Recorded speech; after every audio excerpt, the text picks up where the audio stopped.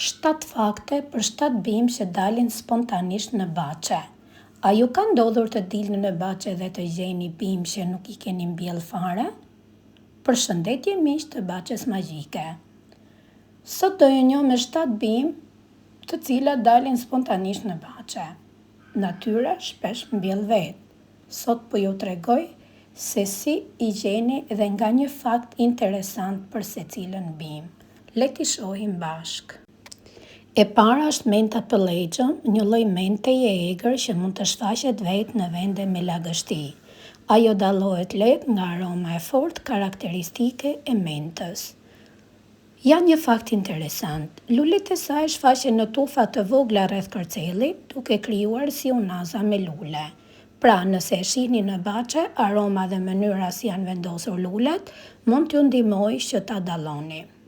Amaranthi i egër. Kjo është Amaranthus retroflexus, amaranthi i egër. Mund të shfaqet pa pritur në bache, sidomos në tokë të punuar. Dhe janë një nga arsyet pse e shohim përsëri e përsëri.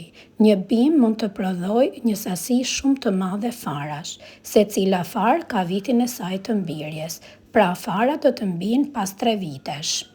Farat bien në tokë dhe mund të qëndrojnë aty duke bërë që bima të shfaqet në vitet e ardhshme. Pra ndonjëherë duket sikur baçja e ka mbjell vetë. Hithra. Kush e ka prekur hithrën? E di shumë mirë që nuk është bimë për t'u kapur me duar të zhveshura. Por a e dini pse djeg? Në sipërfaqen e saj ka qime shumë të holla që veprojnë si gjilpëra mikroskopike. Kur i prekni ato mund të lëshojnë substanca irrituese dhe ju ndjeni menjëherë atë pickimin karakteristik. Prandaj, edhe pse duket si një bimë e zakonshme që del vetë në bache, hithra duhet trajtuar me kujdes. Këputja ose bishtkali. Kjo bimë është këputja që ne e njohim shpesh edhe si bishtkali, emri botanik Equisetum. Dhe këtu kemi një fakt vërtet të jashtëzakonshëm. Bishtkali përket një grupi bimësh me një histori shumë të lashtë në tokë.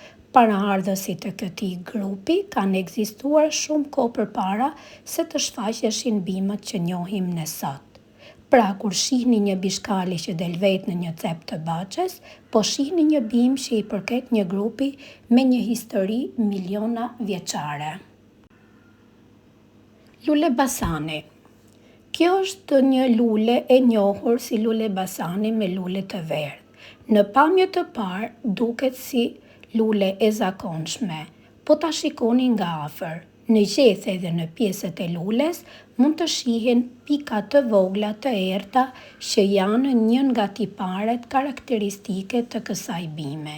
Emri botanik Hypericum perforatum lidhet pikërisht me pamjen e gjetheve, të cilat kur shihen kundër dritës mund të duken sikur kanë vrima të vogla.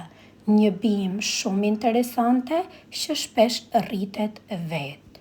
Përveç vlerave mjekësore që ka, vaji i lules së basanit është përdorur për të mjekuar plagët e djegjes. Dhe pas kësaj është kamomili.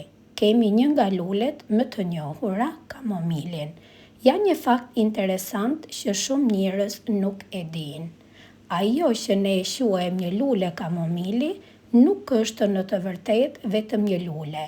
Pjesa e verdhë në qendër përbëhet nga shumë lulëza të vogla, ndërsa petalet e bardha janë pjesë e strukturës që e bën kokën e lules të duket si një lule e vetme. Pra, ajo që duket si një lule e vogël është në fakt një grup i tërë lulesh. Dhe më në fund kemi çikoren.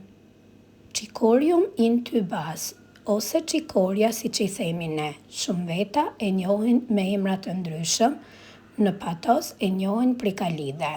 Është një nga ato bimë që mund ta gjesh duke dalë vetë në vende të ndryshme dhe është shumë e lehtë për t'u dalluar kur çel fal luleve të saj blu. Por ka edhe një veçori interesante. Lulet e çikores zakonisht hapen në orët e mëngjesit, edhe më vonë gjatë ditës mbyllen. Në mbrëmje janë të gjitha të mbyllura. Prandaj, nëse doni ta shihni në gjithë bukurinë e saj, mëngjesi është një nga momentet më të mira. Dhe këto ishin 7 bimë që mund të shfaqen spontanisht në bache dhe nga një fakt interesant për secilën.